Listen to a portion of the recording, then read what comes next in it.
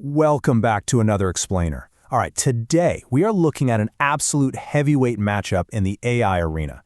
We're talking a true clash of the titans here. Claude Mythos 5 going toe-to-toe with Grok 4.5 in a pure, unadulterated coding speed battle. You know, if you've been following the crazy, rapid evolution of large language models, you already know the conversation has totally shifted. It's really no longer about, hey, can this AI write a Python script, or can it debug this complex software? We know they can do all that. The real battleground today, it's speed. It's all about who can deliver accurate, deployable code the fastest. So we're going to break down the metrics, analyze the performance, and see exactly what happens when these two absolute juggernauts go head-to-head. I want to start by just focusing on the number 5. 5. That number represents a massive, massive generational leap. With Claude Mythos 5, we're looking at an architecture that literally promises to shatter previous benchmarks. And of course, squaring off against the highly optimized Grok 4.5, well, this number sets some incredibly high expectations. The developer community has been practically holding its breath to see these specific speed metrics uncovered. When you hit a whole new version number like 5, the hype isn't just about cool new features. It's really about raw, under-the-hood horsepower. And that horsepower is exactly what we're going to measure today. So here is our official fight card for this explainer. First up, the coding speed battle. Then, setting the stage. We'll look at Claude Mythos 5 performance, then Grok 4.5 performance, move into our ultimate head-to-head comparison, and finally, wrap up with why coding speed matters. Section 1, the coding speed battle between Claude and Grok.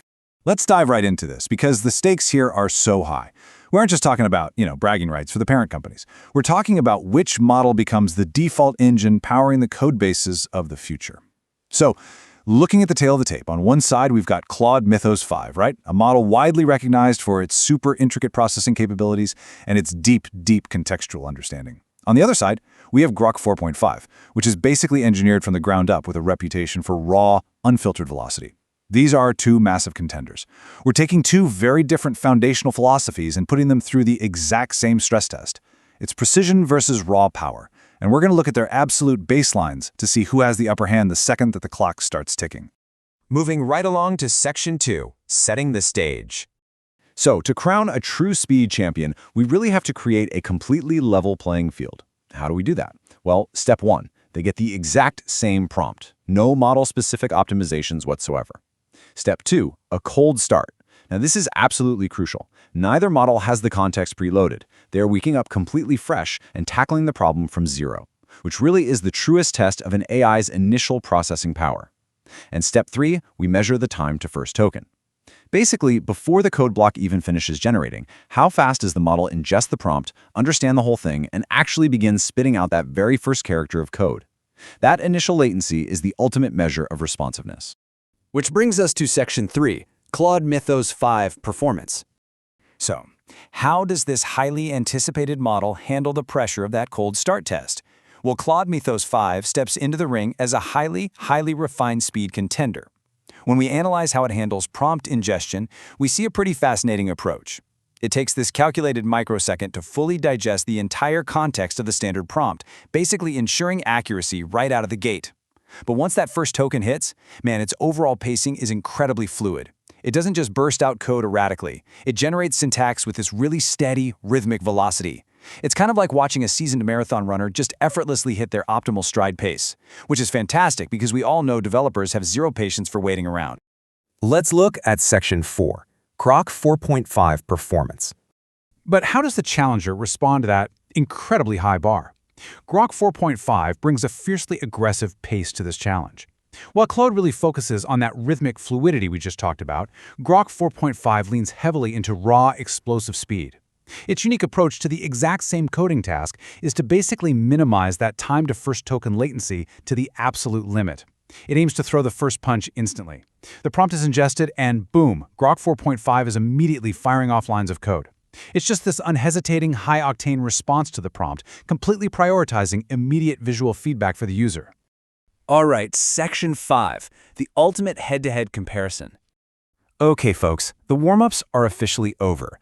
We've seen their individual styles, we understand their different methodologies, and now it is finally time for the direct data reveal.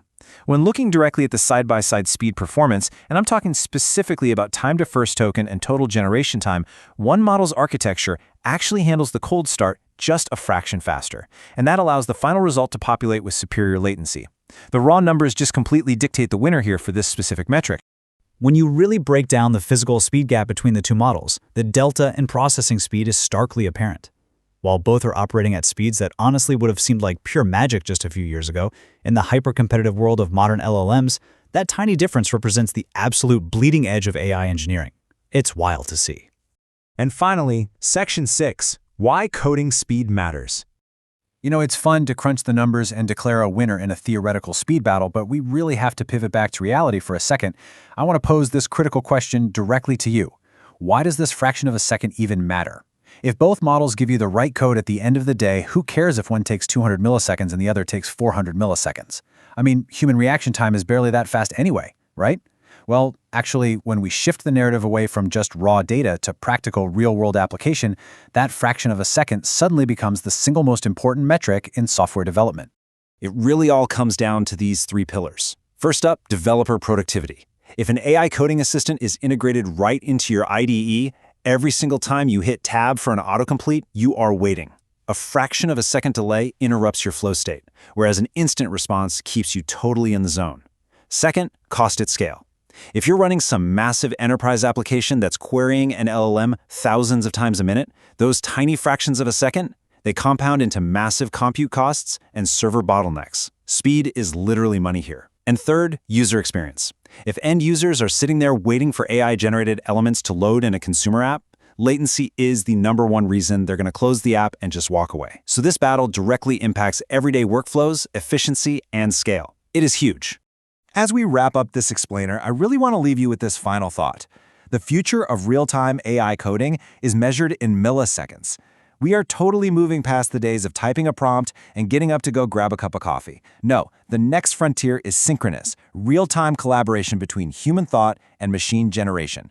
The model that wins the speed battle is going to be the one that feels less like a clunky tool and way more like an actual extension of your own mind. So, who do you think is going to break the next major latency barrier? Keep learning, keep watching the data, and we will see you next time.